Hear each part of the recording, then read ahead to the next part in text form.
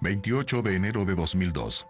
El vuelo 120 de la aerolínea TAME, Transportes Aéreos Militares Ecuatorianos, que partió desde Quito con destino a Cali, en Colombia, se prepara para hacer una escala en la ciudad de Tulcán, Ecuador. A bordo están 87 pasajeros y 7 tripulantes. Y luego reportaré iniciando el procedimiento. Ok, eso es afirmativo. Llame iniciando procedimiento abandonando el NDB. Le notificaré. ¿Me confirma la visibilidad hacia la pista 06? ¿Es buena?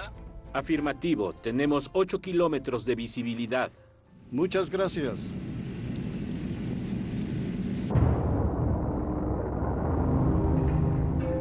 El aterrizaje debería ser a las 10:26 de la mañana, pero a 3 minutos del aterrizaje, la torre de control del aeropuerto de Tulcán pierde el contacto con el TAME.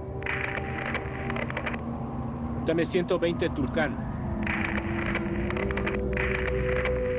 TAME 120 Tulcán. TAME 120 Tulcán.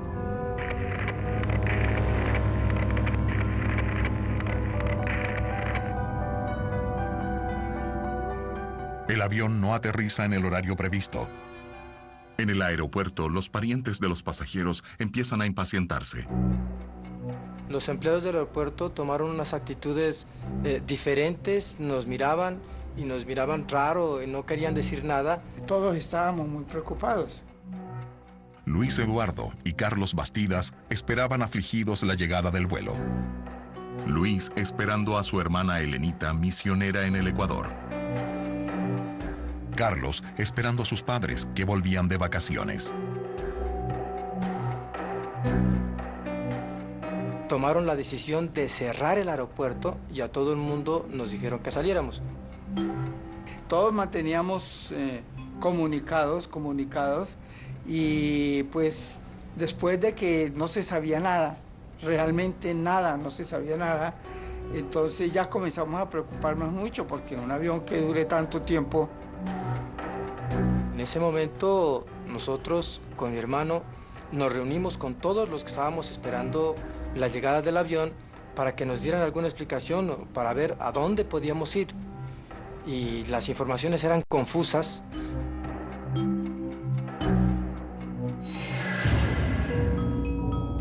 La Fuerza Aérea en la ciudad de Cali recibe la información de parte de la Aeronáutica Civil de la desaparición de un avión de la aerolínea TAME en los límites entre Colombia y Ecuador. Carlos Garcés, de la Defensa Civil de Colombia, recuerda que la orientación era para que las búsquedas se concentrasen en la ruta del TAME 120 en la región del volcán Cumbal, frontera entre Ecuador y Colombia. Pasos acompañados por el equipo de la Cruz Roja. Y el volcán es muy grande. Comenzamos a dividir grupos. Un grupo que comenzó a darle la vuelta completa al volcán. El volcán en la cordillera de los Andes queda a 4.764 metros de altitud. Cuando ocurrió el accidente yo estaba en España en un vuelo y yo era piloto de B767, instructor de vuelo. Orlando Jiménez fue convocado para liderar la investigación. Integrante de la Aeronáutica Civil Colombiana, ya investigó cientos de accidentes aéreos. E iniciamos un plan de trabajo de integración con la Comisión de Investigación de Ecuador. El primer día de búsqueda del avión desaparecido es en vano. Los familiares de los pasajeros del vuelo 120 de TAME comunicamos a la opinión pública lo siguiente, que desde el día de ayer nos encontramos en las instalaciones del aeropuerto Alfonso Bonilla Aragón en espera de una respuesta positiva frente al siniestro y no hemos obtenido sino comentarios y especulaciones. La localización de la aeronave es incierta y comenzaron a surgir diversas hipótesis sobre su desaparición. Hay varias hipótesis que se nos han hecho conocer, como por ejemplo, por parte de los señores familiares con quienes acabamos de tener una reunión informativa, se nos ha dicho que puede ser un secuestro. Esa es una situación que no está confirmada y que trabajaremos también en ese sentido. Teníamos la opción de que ellos todavía estuvieran vivos, secuestrados, pero ella era un aliciente diferente, era una situación diferente.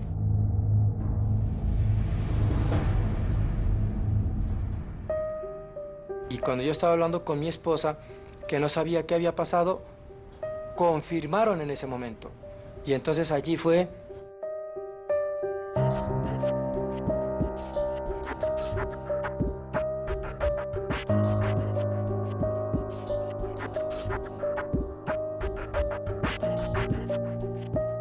Ahí fue el momento que a mi esposa me tocó confirmarle que el avión se había accidentado en Cumbal. El avión es encontrado en territorio colombiano, en una región aislada del volcán Cumbal. Un reportero de la televisión colombiana estaba acompañando a los equipos de búsqueda e investigación. Fue un campesino el que dio el aviso de que el avión estaba accidentado en la parte nororiental del volcán de Cumbal. El sitio es un sitio de bastante difícil acceso, es casi un nevado. Las personas que tienen acceso allí pues son gente experta en socorrismo, Cruz Roja y rescate de este tipo. Comenzaba un largo y difícil trabajo de rescate. El grupo en particular nuestro, pues utilizamos gente de la zona, campesinos que nos guiaron y nos facilitaron medios como tener caballos para poder acceder más fácil con los equipos hasta el sitio. Estamos hablando de temperaturas 0, bajo cero. Las condiciones climáticas no ayudan mucho a este proceso. Llueve mucho, mucha neblina. Fue una operación en conjunto, o sea, una operación internacional de grupos de rescate. Calculó entre unas 150 a 200 personas de grupos de Colombia y del Ecuador. La primera vista fue dantesca porque fueron restos humanos esparcidos por donde íbamos ascendiendo nosotros, cosa que eso me impactó mucho.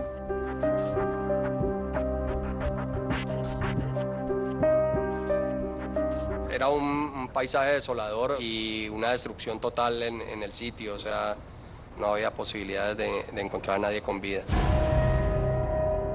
El impacto generó la fragmentación tanto del avión como de sus ocupantes. Cuando entró una llamada por celular diciéndonos que habían encontrado los restos.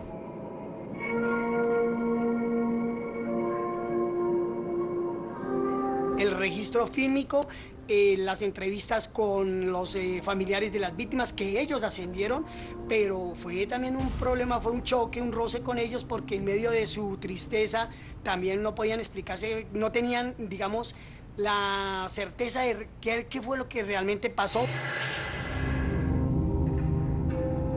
Yo no estuve en el sitio en particular porque era de muy difícil acceso. Repartimos la investigación. Y para el arribo nuestro ya habían estado en el sitio del accidente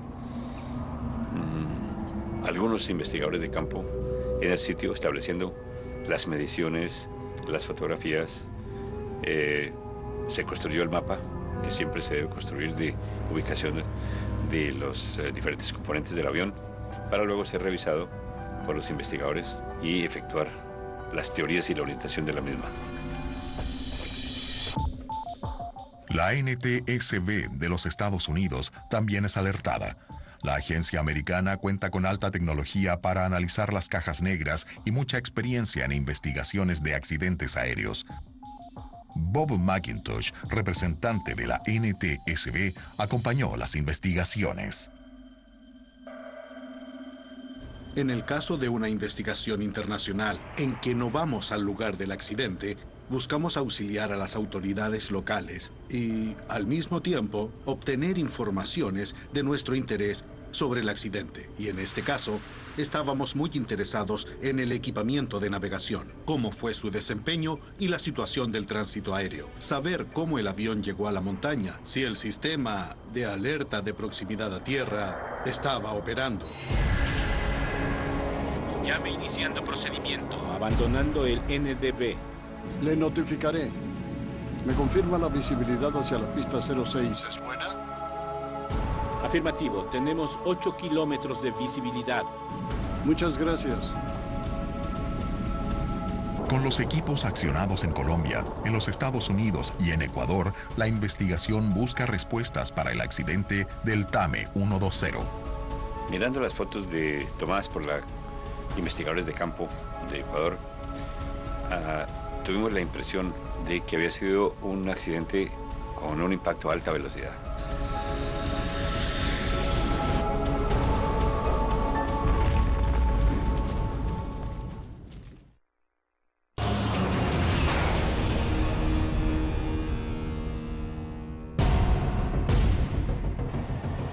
Un avión con 94 personas a bordo se estrella contra un volcán en la frontera entre Ecuador y Colombia.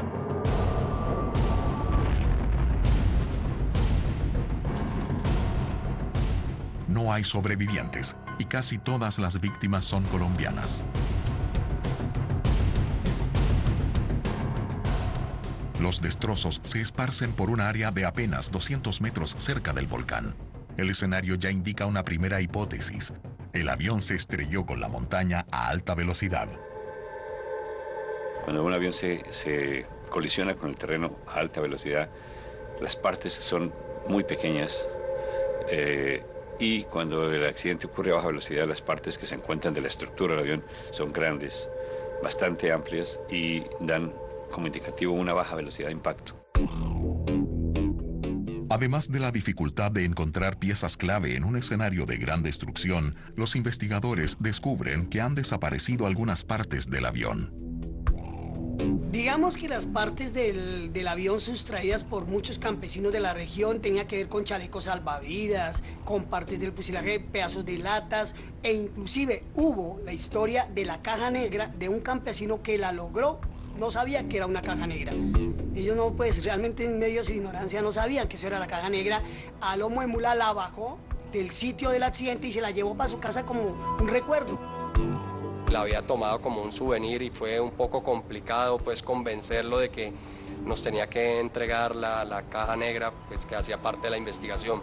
Realmente le compramos la caja negra en $50. Una vez recuperadas, las cajas negras son inmediatamente enviadas a Estados Unidos. Nos trasladamos con ellas hacia Washington, que es el procedimiento usual, y de inmediato hicimos contacto con NTSB para análisis de las mismas cajas. Estábamos seguros de que las cajas negras nos contarían realmente lo que pasó, además del informe de la torre de control que ya habíamos obtenido. El general Armando Durán, piloto y representante de TAME en la investigación, acompañó la apertura de las cajas negras en Washington. El Estado ecuatoriano tenía derecho a nombrar representantes acreditados, pero también en caso necesario, para asuntos técnicos, podían pedir a un representante de la empresa que coopere en algunos eventos, por ejemplo, en la lectura, en la escucha de las cajas negras, de las grabaciones de voz de la cabina de pilotos. Y a esa me invitaron a mí.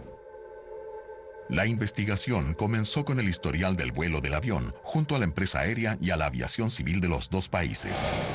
El avión accidentado era un Boeing 727-100. El avión era un avión que estaba cumpliendo con todas sus demás especificaciones y está autorizado para hacer su vuelo. TAME es operada por pilotos civiles y militares. En aquel día, 2 coroneles de la Fuerza Aérea Ecuatoriana estaban en la cabina del avión. A la derecha, el piloto instructor Jorge Efraín Noé, de 59 años, con 12.000 horas de vuelo. A su lado, en entrenamiento en la ruta Quito-Tulcán, Carlos Alfonso López, 52 años y 7.000 horas de vuelo. El ingeniero de vuelo Jorge Aníbal Burgos, de 50 años, completaba la tripulación. Eran 2 coroneles al mando de la aeronave con experiencia distinta, uno de los cuales tenía el mando del avión. El otro actuaba como piloto en chequeo. Era un piloto muy eficiente, tal es así que se formó como instructor. Alrededor de 12.000 horas total, de las cuales más de 8.000 eran solamente de ese avión. Los investigadores también analizaron el aeropuerto de Tulcán, rodeado por montañas. Es un aeropuerto con muchas dificultades climatológicas para su aterrizaje. Así lo han descrito los propios pilotos, que algunos dicen tener pavor, bien sea por la nubosidad, otros por los vientos. Era importante evaluar las condiciones meteorológicas en el aeropuerto. David López se une al equipo de investigación para ayudar en el análisis de los planos de vuelo y el control de tránsito aéreo.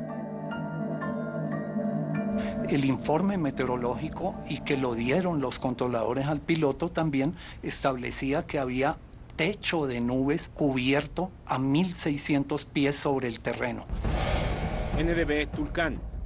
Reporta la visibilidad 8.000 metros. FEU 200 metros. Overcast 500 metros. Precipitación en todos los cuadrantes. Era bueno, suficientemente bueno para que el avión ejecutara el procedimiento de aproximación que intentaba según la carta del procedimiento. Precipitación en todos los cuadrantes. Le notificaré sobre el NDB 14000 iniciando procedimiento. ¿Me confirma? ¿La pista está mojada? Húmeda. Pero después los investigadores encontraron que la aerolínea había puesto una restricción adicional para efectuar el procedimiento que estaban intentando, una circular de que solamente se hiciera si el techo de nubes era 3.000 pies. Entonces, en ese sentido, había una restricción de la línea que no es conocida por los controladores. En el Tulcán reporta la visibilidad. ¿Por qué razón el vuelo prosiguió a pesar de las condiciones meteorológicas en Tulcán?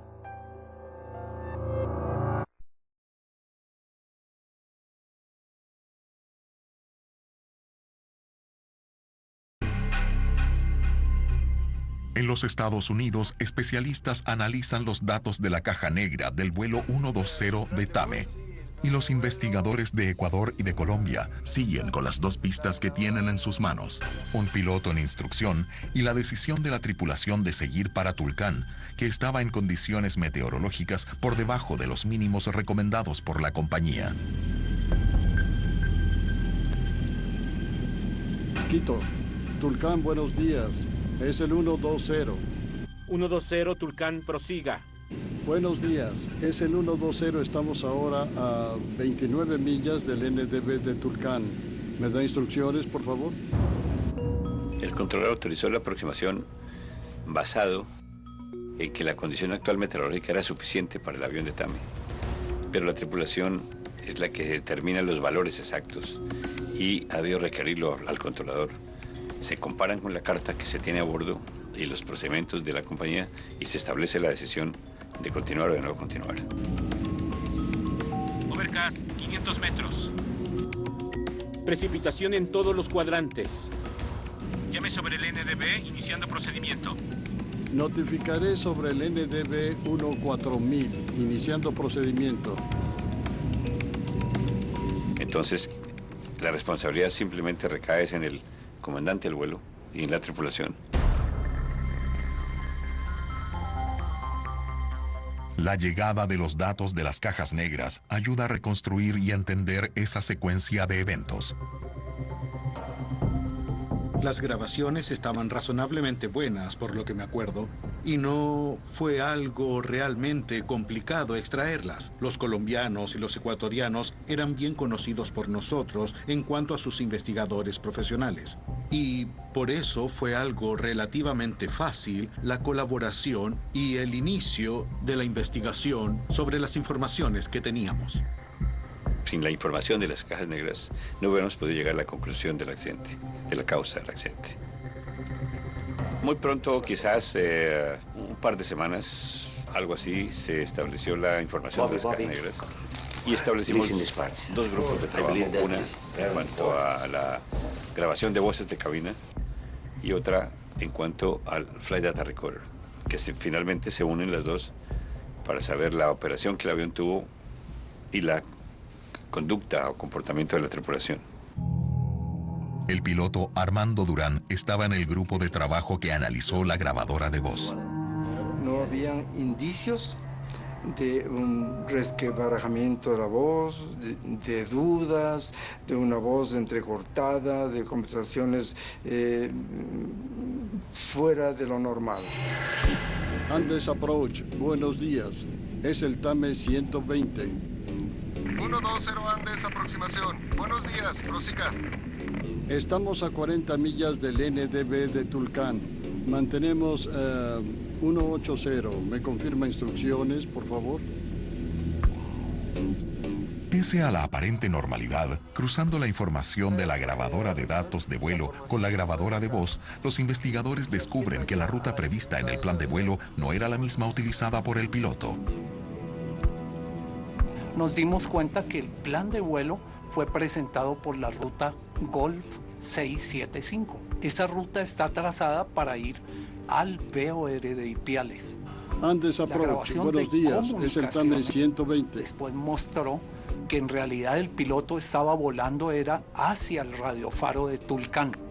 Buenos días. Estamos a 40 millas del NDB de Tulcán.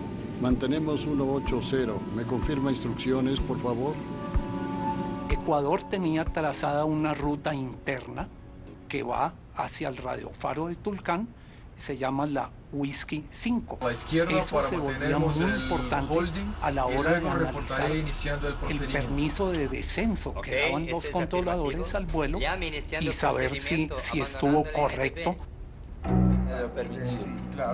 Los investigadores notan algo errado exactamente en los cambios de altitud efectuados por el vuelo 120. Estamos ahora a 22 millas del NDB de Tulcán. ¿Me da instrucciones, por favor? Ok, entendido. 22 millas. Está autorizado al NDB. Descienda para 14.000 pies. NDB Tulcán. El controlador no debería haber autorizado el descenso por debajo de 18.000 pies para 14.000, sino solamente 14 millas fuera del radiofaro de Tulcán. Hay un punto de concordancia en Millas del NDB de Tulcán.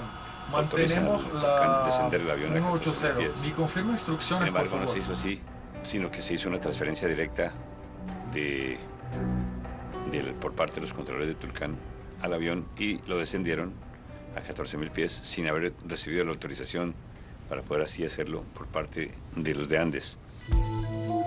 Las entrevistas con los controladores revelaron que la autorización de descenso fue basada en un radiograma emitido por la Dirección General de la Aviación de Ecuador, pero ese documento nunca fue encontrado por los investigadores. No se encontró evidencia de la existencia de ese radiograma, pero de todas maneras esto no fue factor del accidente. Pese a que la tripulación había elegido una ruta diferente de la indicada en el plan de vuelo y recibido autorización de descenso fuera de las normas para la región, hasta ese momento la seguridad del vuelo se mantenía. Sin pistas, los investigadores aún no entienden por qué el vuelo TAME 120 se estrelló contra una montaña a pocos minutos del aterrizaje en Tulcán.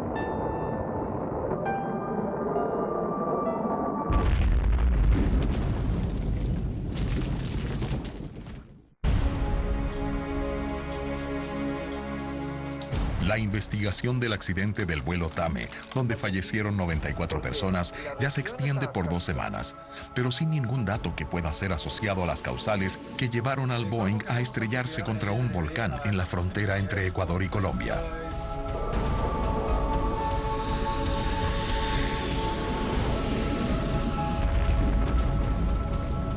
Los análisis de la grabadora de voz y de datos son exhaustivamente revisados, hasta que algunas informaciones finalmente parecen indicar el camino.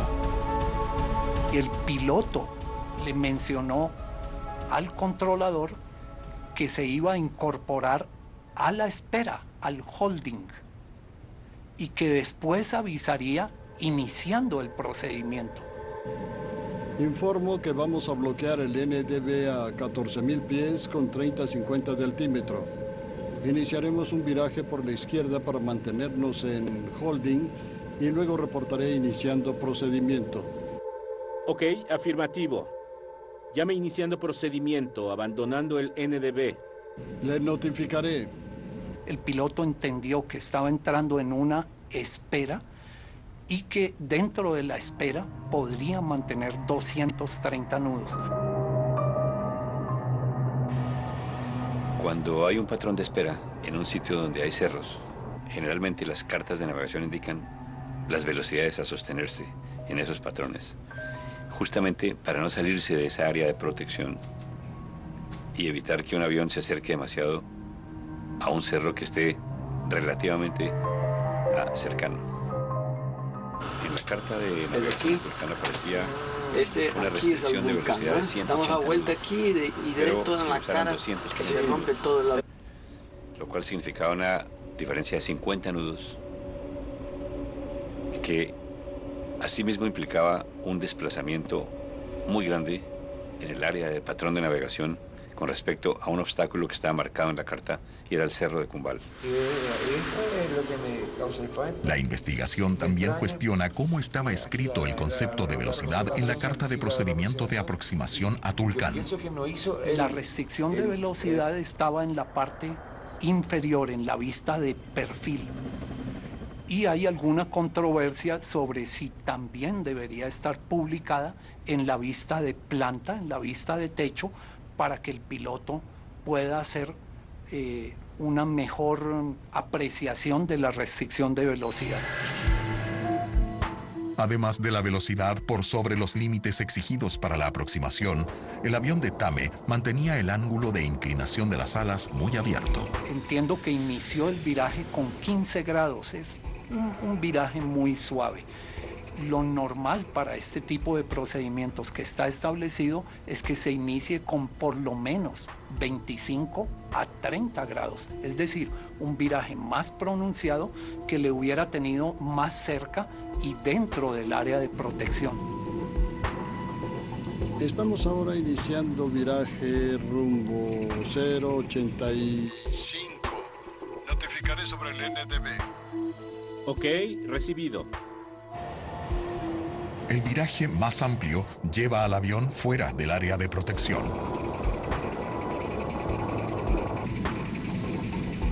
Esos dos factores fueron los que se juntaron para que el vuelo saliera del área de protección y se estrellara en un terreno que estaba fuera del área de protección del procedimiento para esa velocidad y para ese ángulo de viraje inicial. Y si es complicado y en un día claro. Los investigadores intentan entender cómo y por qué un piloto tan experimentado dejó que eso sucediera. ¿Por qué motivos? Eso es muy complicado de descifrar, como hablábamos de factores humanos, pero esos fueron los motivos finales que causaron un desvío, y el desvío le llevó directamente hacia el monte, ¿no? Hacia la montaña. En la búsqueda de una posible explicación, los investigadores siguen estudiando detalladamente la grabadora de voz de la caja negra. El objetivo es entender la dinámica de la tripulación en la cabina. El resto de miembros de la tripulación tuvieron poca participación en el gerenciamiento de cabina, digámoslo así, y siguieron siempre las órdenes del líder, que en ese momento era el piloto instructor.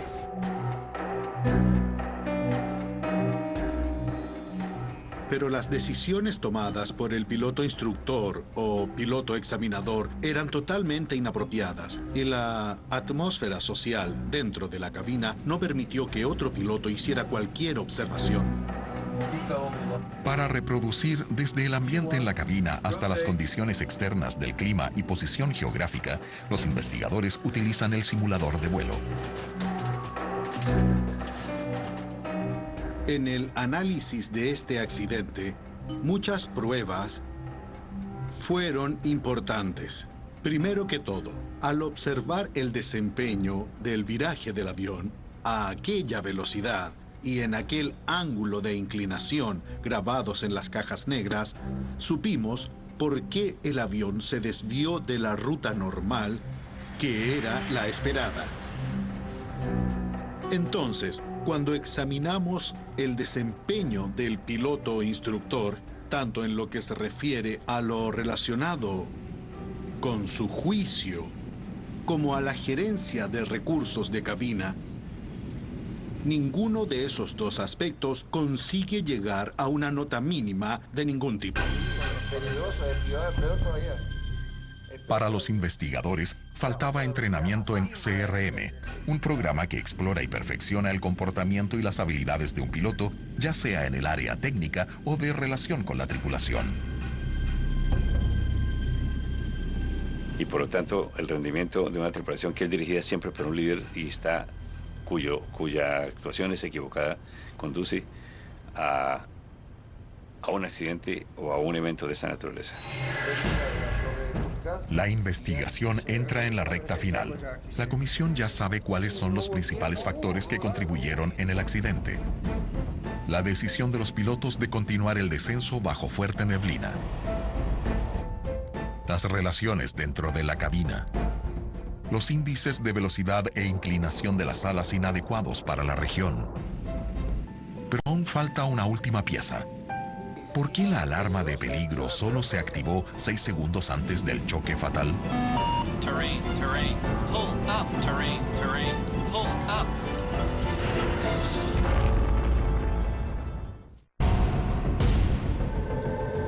Estamos ahora iniciando viraje rumbo 085. Notificaré sobre el NDB. Ok, recibido.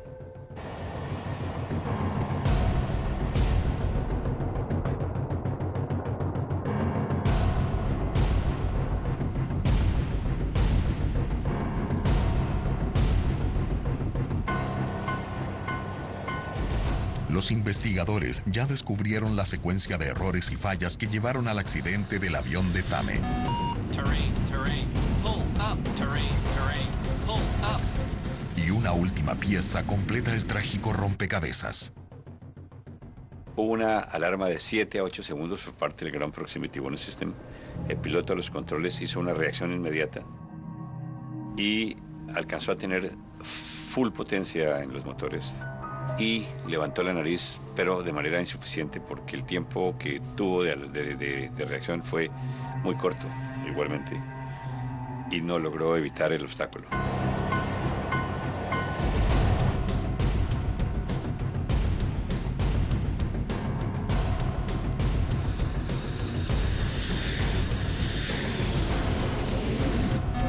Terrain, terrain, pull up, terrain, terrain, pull up, terrain, terrain, pull up, terrain, terrain.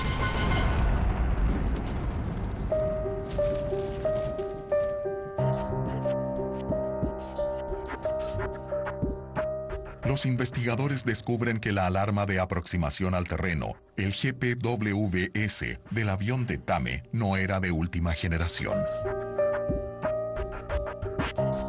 Como consecuencia, también podemos decir que si el avión hubiera estado equipado con el Ground Proximity Warning System último que la industria tenía en este momento, es posible que la acción de escape se hubiera podido efectuar exitosamente.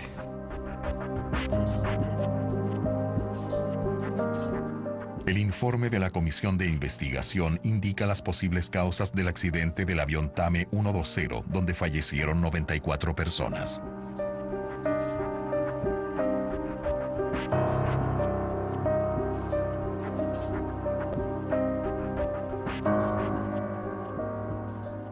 La secuencia de eventos que condujeron al accidente se pueden narrar en la siguiente forma: iniciación del vuelo con mínimos meteorológicos por debajo de los autorizados. Las informaciones y guías del vuelo se hicieron siempre por parte del instructor. La utilización de velocidades demasiado altas a mantener en el patrón de tráfico de sostenimiento para poder iniciar la aproximación. Y finalmente, la ocurrencia de un Ground Proximity Warning System que solamente dio entre 6 y 8 segundos de aproximación al obstáculo, que no dio tiempo suficiente a la tripulación para evitar la colisión contra el terreno. Terrain, terrain, pull up, terrain, terrain, pull up, terrain, terrain, pull up. El accidente de TAME 120 fue la combinación de varias tragedias de accidentes aeronáuticos que probablemente se iniciaron con el accidente del presidente Roldós en 1981. Nuevamente, el accidente de un Boeing 737 de TAME que mató a más de 100 personas que iban a Cuenca. Después, hubo un accidente de TAME sobre Bogotá, el TAME 422. Y, finalmente, el accidente del TAME 120. Eso nos demuestra claramente la fiscalización inapropiada por parte del gobierno de una aerolínea que realmente necesitaba revertir su cultura corporativa a fin de proporcionar transporte para el público en general. El general Armando Durán revela una trágica ironía en el caso del TAME 120. En la época del accidente, el comandante Noé era instructor en un curso de seguridad de vuelo. Como instructor trabajé en algunos programas orientados a seguridad de vuelo. Es interesante conversar de un programa que se llama CEFIT, las siglas en inglés, Controlled Flight into Terrain, vuelo controlado contra el terreno, que es un programa que intenta instruir a los tripulantes, a las personas, para tomar todas las precauciones necesarias a fin de evitar colisiones contra las montañas. Más de una década después del accidente, ¿qué cambió en la aviación para que una tragedia como esta no se repita? Terrain, terrain, pull up, terrain, terrain. Terrain.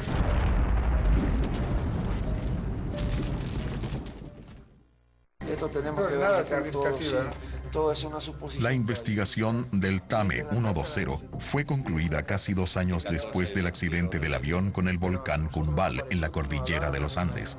El informe enfatiza las recomendaciones relacionadas a los factores humanos del vuelo. Y dentro de las recomendaciones que se hicieron principales fue el de respetar los mínimos meteorológicos que la misma compañía imponía, hacer un cambio radical en el criterio de instrucción, en el sentido de que un instructor en su apreciación no podía ser el único líder de un vuelo sin dialogar con el resto de su tripulación y no poner en marcha los procedimientos de CRM, incluir el entrenamiento de Ground Proximity Warning System oficialmente en los simuladores de vuelo y cambiar una serie de pautas y de normas como la de que el departamento de seguridad de la compañía dependiera directamente de la presidencia sin que hubiese interferencia de otros departamentos en la toma de decisiones de medidas de seguridad que condujeran a cortar radicalmente a prácticas que no eran buenas o de implementar prácticas buenas directamente con la presidencia de la compañía. El general Armando Durán, piloto representante de TAME durante la investigación, pasó a ocupar la presidencia de la Junta Investigadora de Accidentes Aéreos de Ecuador en 2010. El sistema de certificación de aerolíneas se intensificó y se puso al par de las que se lo hace en los Estados Unidos, en la FAA. Los cambios llegaron también a la empresa TAME, que después del accidente invirtió en la capacitación de su equipo. TAME después del accidente efectuó una serie de reformas bastante grandes en todos sus procedimientos de operación, de entrenamiento, de gerenciamiento de la misma compañía y logró ponerse hoy en día en un nivel aceptable y bueno de seguridad porque fue el último accidente que tuvieron. La comisión investigadora también hizo varias recomendaciones a la Dirección General de Aviación Civil de Ecuador relativas a la reglamentación y fiscalización de los procedimientos aéreos. El Departamento de Aviación Civil de Colombia quedó con la misión de exigir a los controladores una comunicación clara y segura sobre meteorología y aproximación con cualquier obstáculo en la región de los Andes. Realmente lo que se llega a concluir aquí es que todas las compañías que operen en territorio montañoso, como sectores al sur de Colombia o en las cordilleras o en sitios que impliquen cruce de cordilleras, se haga con procedimientos especiales, se haga con instrucción especial y políticas especiales que la compañía va a suministrar a los pilotos para que estos les cumplan con exactitud.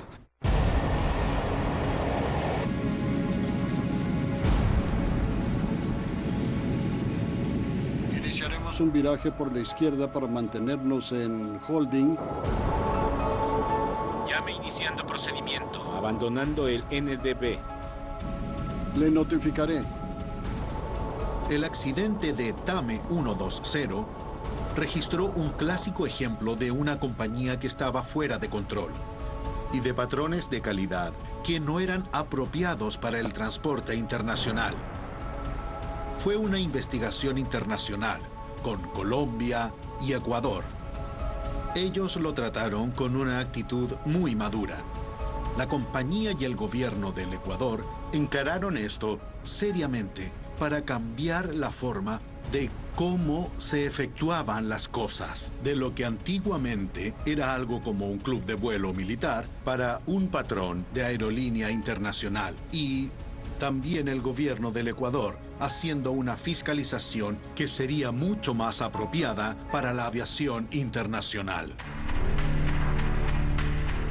Pasados 10 años desde el accidente, familiares y amigos de las víctimas no olvidan aquella mañana de enero.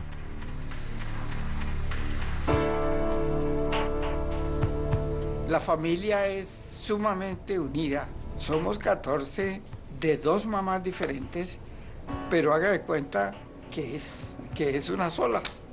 Entonces la familia fue amortiguando, es un dolor que es muy intenso al principio, pero pues Dios se encarga de ir calmando los corazones y pues fuimos asimilando, y hoy todavía uno la recuerda, pero recuerda las cosas bonitas.